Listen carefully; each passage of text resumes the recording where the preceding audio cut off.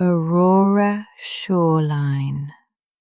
Tonight we will walk along a quiet polar beach where the sea is sealed by a skin of calm ice,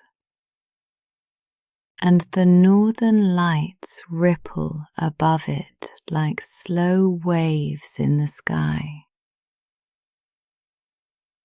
We will follow the edge where snow meets frozen water, noticing small sounds, steady colors, and the steady rhythm of our steps.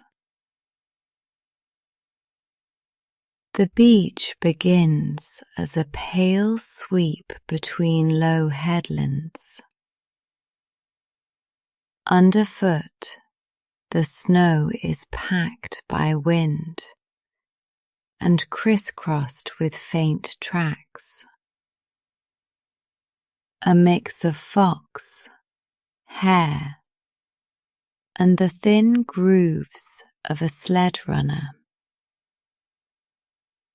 The air is cold enough that each breath rises in a short plume that drifts sideways and thins into the dark. To our left, the shore is dotted with round stones and short drifts built up behind them. The stones are coated with a thin glaze of clear ice that holds the starlight as if it were a thin skin of glass.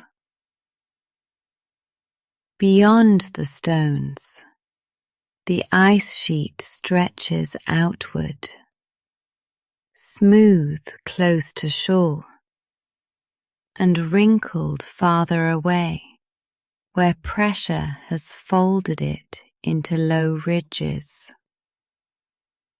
The Aurora hangs overhead in long bands that shift, tightening and loosening, their edges bright and then dim again.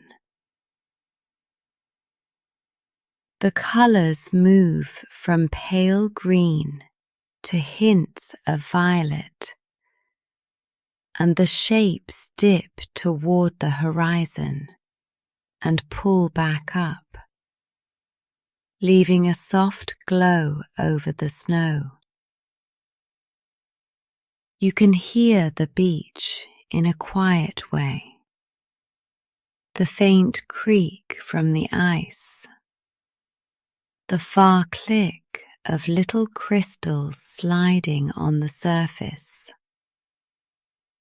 and the soft rub of fabric when you move your arms. To the right, a low line of black gravel peeks through the snow. The tide has left a strip of frozen kelp there, the blades stiff and curled, rimming each stone with a thin white fringe.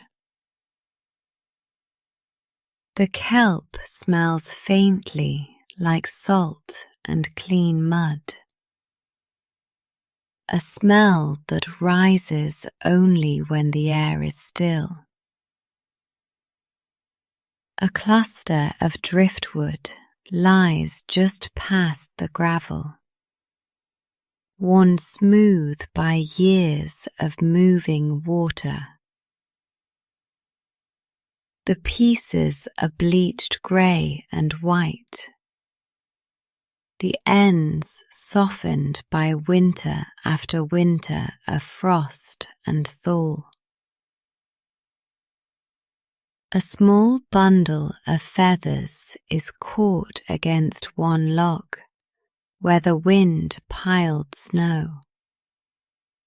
It's a set of eiderdown pale and dense, gathered by no one and left to rest.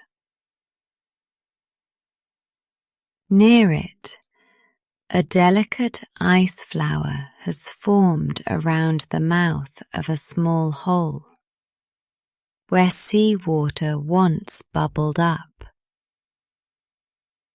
Thin petals of frost rise like a tiny crown. When a breeze slides across the beach, the petals tremble and ring together with a sound like faint chimes. Above it all, the Aurora folds and opens again, and the snow reflects a cool green that keeps the whole scene steady and calm. We walk closer to the edge, where land becomes sea ice. The transition is a thin, uneven shelf, a step of snow-packed sand that crunches once and then quiets as the surface turns glassy.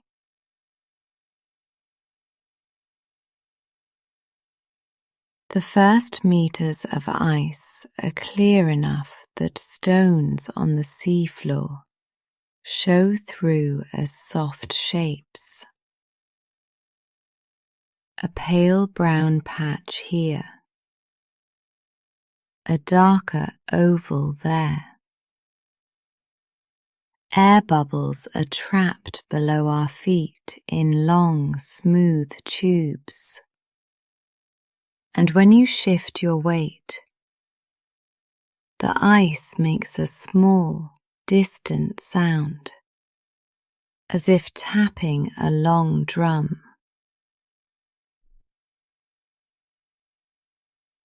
The surface is dusted in hoarfrost that sparkles, and then goes flat as the aurora brightens and dims above us.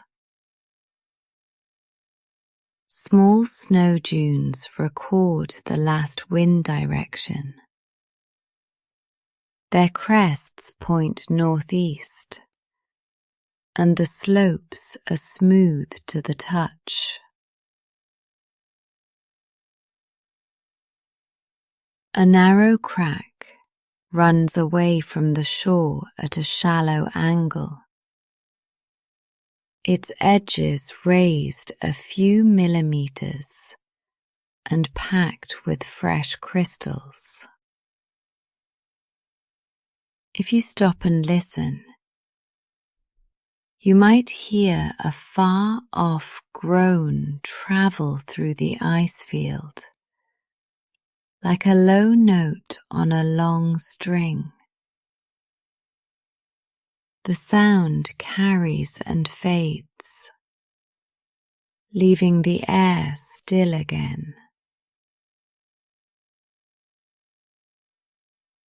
A research hut stands a short distance up the beach. It is a square building on short stilts, with aluminum cladding, a single door, and a window that shows a yellow rectangle of light. A metal ladder leads up to the door, each rung clean and cold to the hand. A metal anemometer turns slowly above the roof, its cups rotated by a wind so light that the blades pause between spins. Outside the hut, two long sleds rest on their sides. their wood rails dark with use, and the rope handles coiled and tied. A thermos stands on the top step, faint steam rising each time the door opens and closes.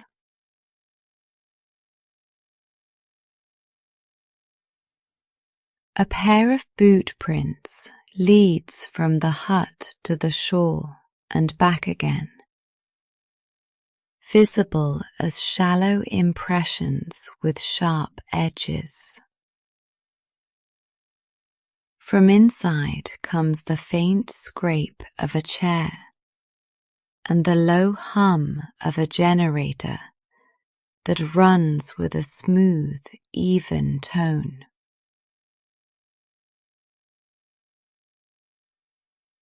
The hut's chimney releases a thin plume of exhaust that drifts low and then flatten into a smudge against the cold sky. We continue along the shore. Ahead, the ice rises into a line of pressure ridges made by slow movement in the pack. The ridges are not high, no more than a person's height, but they look rugged in this flat landscape. Blocks of blue ice are stacked at slants, some with smooth faces, others rough and pitted with tiny bubbles. Their edges catch the Aurora's glow and reflect it in sharper greens than the snow around them. In places, wind has carved little alcoves out of the drifted snow, leaving arches that you can look through onto the open flat beyond. The snow at the base of the ridge sounds different underfoot, a dry squeak instead of a crunch. Tucked into one hollow is a cluster of silver fish, frozen into a shallow puddle. Their scales shine with a soft metallic light. A fox has left a neat set of tracks curving around the ridge, each print a perfect oval, with the faint tail mark dusted along beside them. The tracks disappear toward the dark rise at the edge of the bay.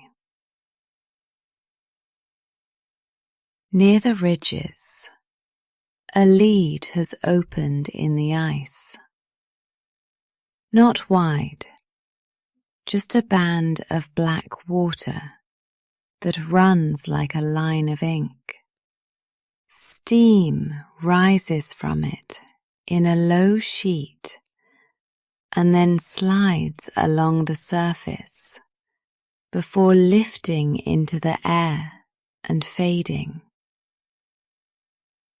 At the edge, new ice has begun to form, thin and grey, with a bright rim that shows each tiny wavelet as a curved ridge.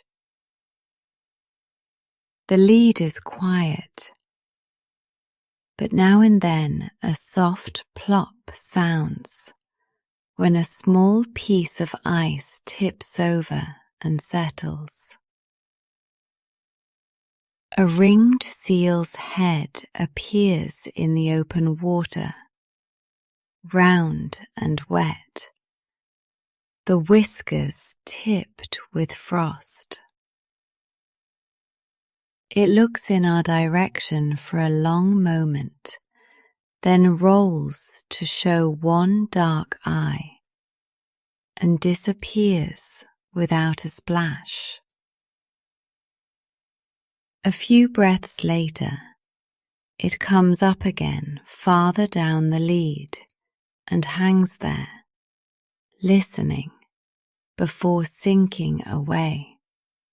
The aurora turns brighter while we watch, and the seal's wet fur takes on a pale green sheen before the light softens again. Then the water is still, and the steam drifts unbroken.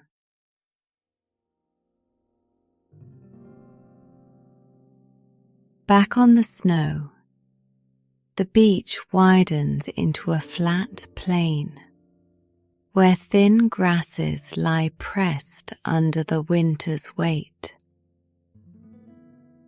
In the lee of a low dune, a pair of ptarmigan feed, their white bodies almost lost against the ground. You notice them by motion first, a head bent forward, a tiny foot stepping, a quick peck at a stalk. Their feathers puff out to make round shapes against the cold, and their eyes are dark, steady dots in a field of white. When the wind lifts a little, the birds sink lower, their feet shuffling under them until they become two smooth mounds with beaks. They move together in short bursts and then freeze for a few seconds, blending so well that you can't find them until they shift again. Their tracks describe a loose circle around the dune, a dotted line that ends where the snow hardens. When we step on the crust, it cracks like thin sugar and then holds, leaving our own shallow marks. The birds shuffle on, unbothered. A line of doghouses sits farther inland, near a wide scatter of old wood and barrels. The houses are square and low, each with a small door and a name painted above in black letters. Most of the dogs are curled inside, only the tips of their tails showing in the doorway. One lies outside, with his muzzle on his paws, eyes half closed, melting a shallow oval in the snow with the warmth of his body. His breath sends a small cloud against the snow with each exhale, and his ears lift when a tiny clack runs through the ice field. Ropes lie coiled in neat circles on a board near the houses, their fibres stiff and pale with frost. A harness hangs from a peg, the leather straps dark and smooth, the buckles shining when the aurora brightens. Beside the houses, an aluminum bowl sits upside down to keep it from freezing in place, and a scoop leans against the wall. The only sound here is the low sigh of a sleeping dog and a little snore that fades into the general quiet. We return to the shoreline and continue. The sky has sharpened. Stars emerge behind the aurora's glow, and a thin crescent hangs low behind a faint halo of ice crystals. The halo is wide and pale, edged like a ring of powdered glass. Each time the aurora draws itself into a narrow band and begins to ripple, the halo's light seems to soften, then regain its clarity. Along the beach, short snow tongues reach onto the ice like white fingers, their edges shaped by the last wind. Our boots make small prints that fill with a glittering dust, as loose crystals skitter across the surface. A single pole marks the edge of a safe route. Its red top is half buried now, and someone has tied a strip of blue cloth that flickers stiffly. Past the pole, a wooden crate has frozen half into the snow. Its slats are spaced so you can see a rusted stove inside. The crate's corner shows the mark of a single nail head shining like a tiny star. We come to a shallow inlet where the ice is milky with trapped snow. Past storms have pushed slush here, and it has frozen in layers, clouded and opaque. A small sled path crosses the inlet, the runners leaving two pale grooves around a low island of snow. In the middle, a short stake holds a reflector that catches the aurora's green and throws it back as a softer green-white dot. The path climbs the far bank, where the snow is crusted and broken by many feet.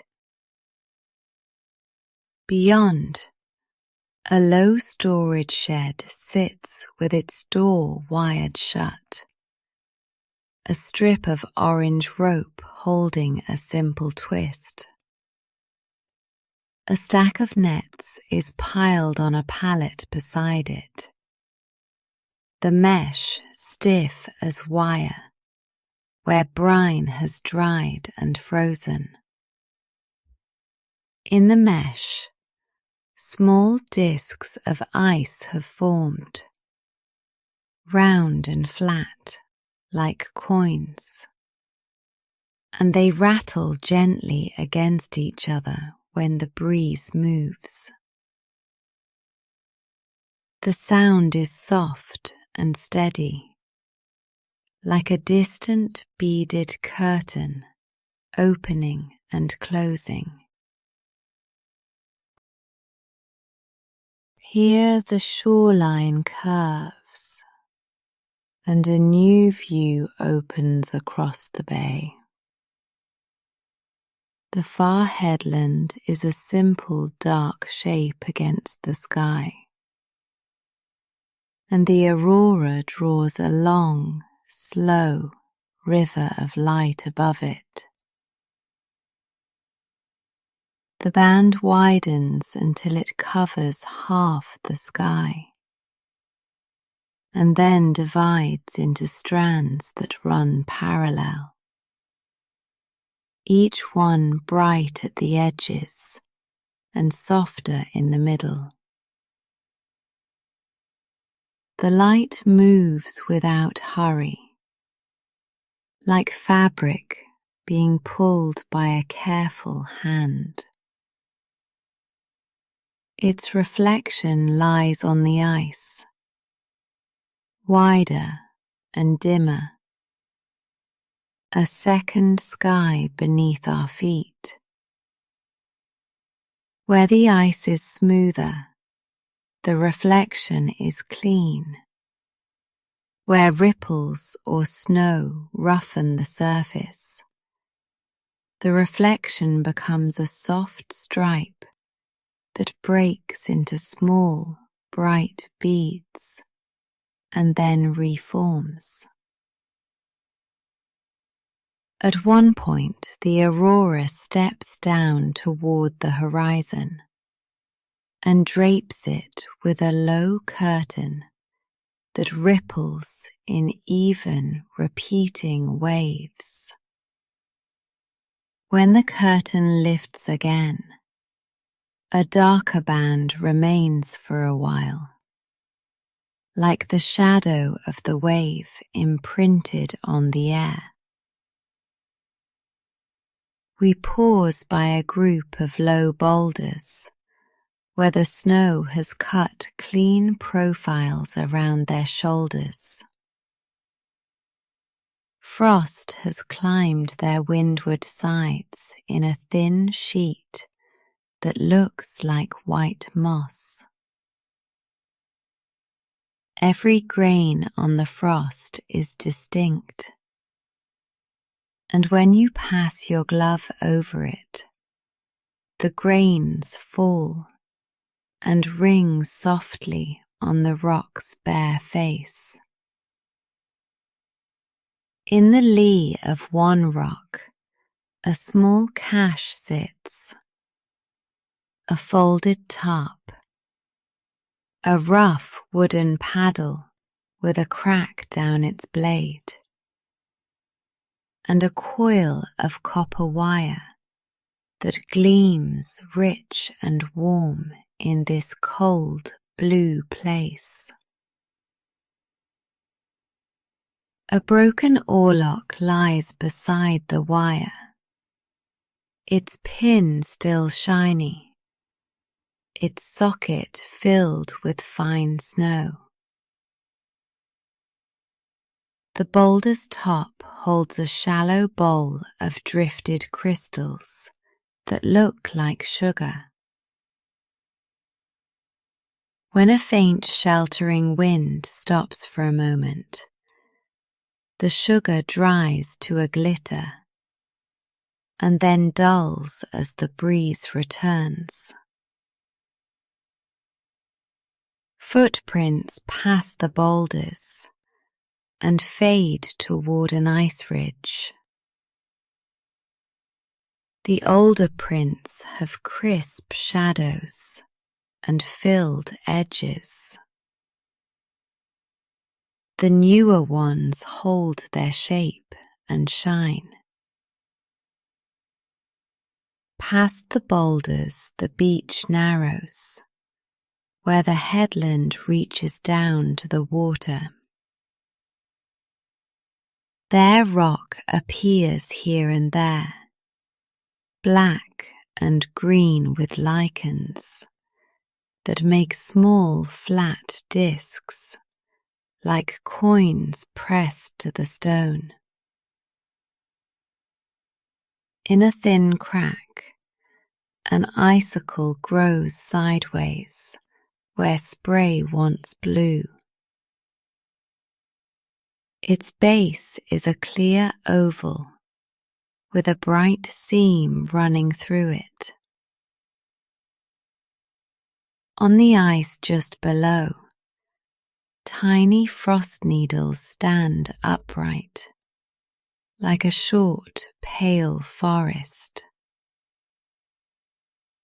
Their tips bend in the slightest air and return to standing as soon as it stills. At the corner of the headland, the sea ice dips under a low shelf and rises again on the other side with a glazed curve. That low shelf holds a small cave, no deeper than a person's height. Inside, the ceiling bears thin sheets of hanging ice that tap together, almost inaudible, in a rhythm set by the breeze at the mouth. The sound blends with the far carry of the ice field's creak, and the cave glows, the colour of the aurora reflected from the floor.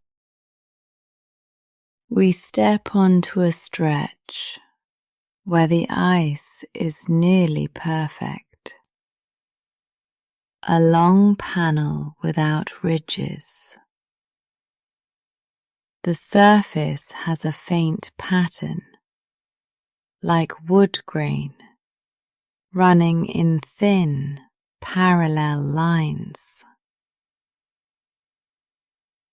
Under the ice, a few white sea stars are fixed to rocks, one arm stretched, another curled.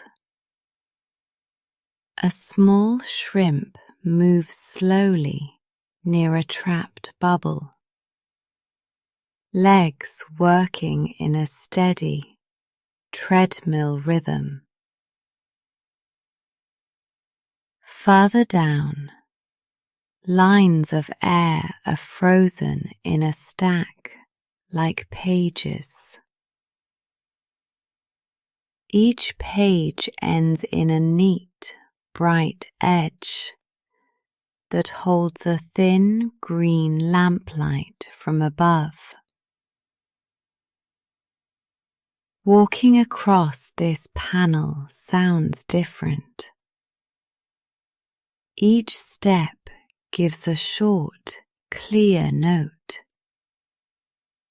Not a ring, not a crack, just a soft syllable that repeats and fades as you move. When you stop, the sound ends at once, and the silence again is complete. Your breath sounds close, and a single loose crystal skates away and stops without a scrape. Near the end of the bay, the ice meets a shallow spit where snow has drifted into smooth humps. On one hump sits a simple tripod of thin poles, a signal marker wrapped at the top with reflective tape.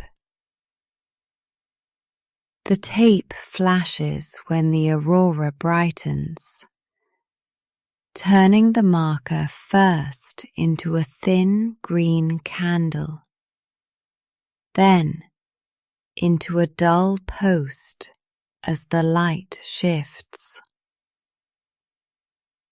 Around the tripod, a scatter of small shells lies frozen in place, each holding a tiny corral of crystals inside its rim. One shell has lifted slightly, and a thin sheet of ice stretches from its edge to a nearby pebble. a fragile bridge that you can break with a fingertip.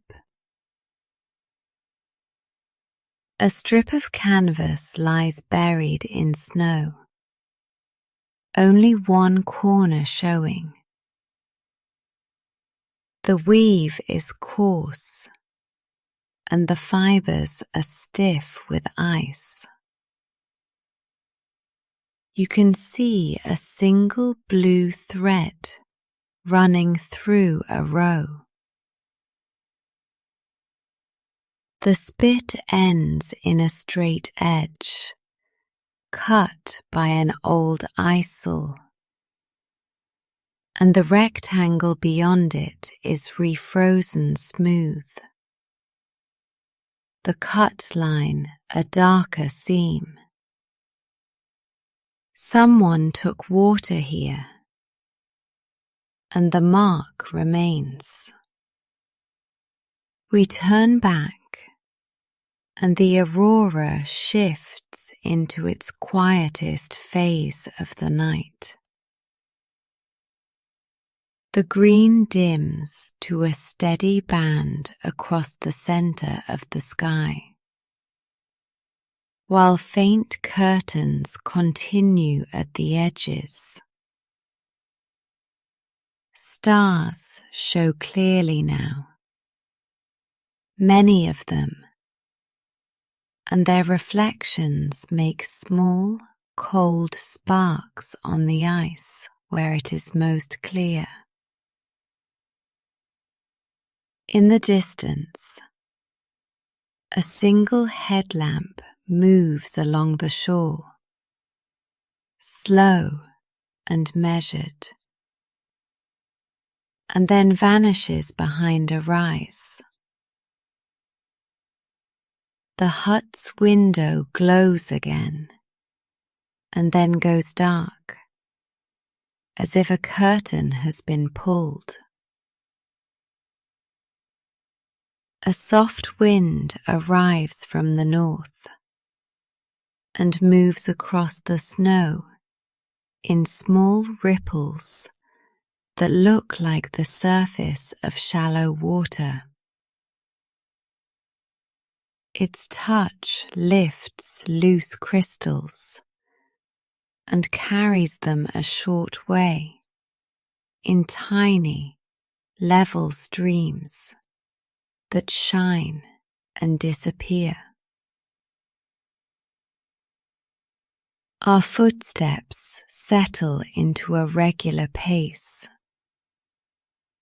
and the sound of our gait becomes part of the simple rhythm of creak, hush, and the quiet scrape of a zipper pull when you shift your coat.